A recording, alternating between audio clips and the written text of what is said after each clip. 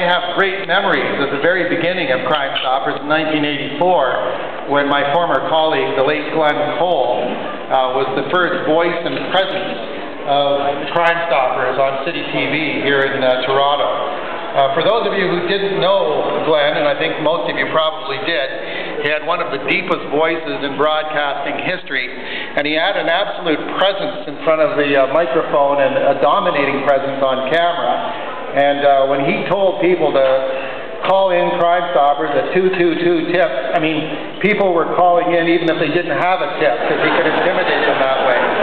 And he was that kind of a guy.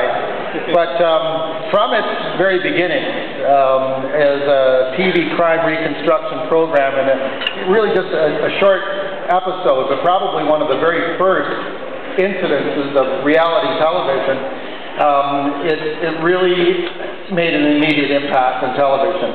It led to the realization, for instance, by police in Albuquerque, New Mexico, that fear and apathy were the main reasons why the public tended not to get involved in fighting crime.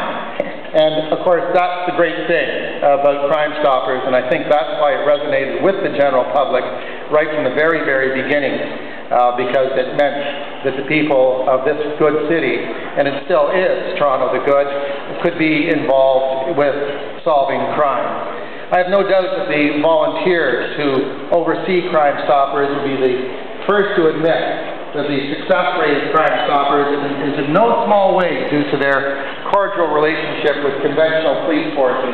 Certainly here, true in Toronto, where Crime Stoppers guaranteed anonymity does prompt members of the public to come forward on high-profile crimes, and where community, police, and media partnerships have forged other programs such as school Crime Stoppers and even senior Crime Stoppers.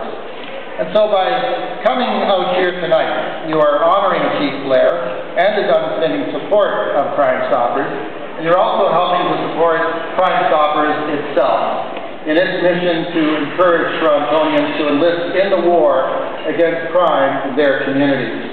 And so, as the Queen's representative in Ontario, I commend Chief Blair for your support of Crime Stoppers initiatives.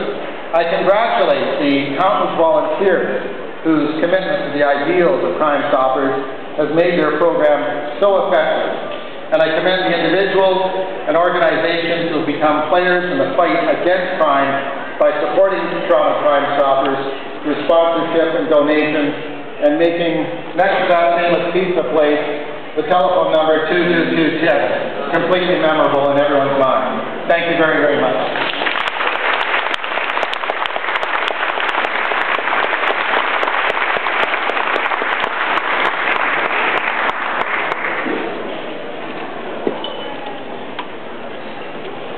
He was great, wasn't he? Lieutenant Governor of Ontario, David C. Onley, ladies and gentlemen.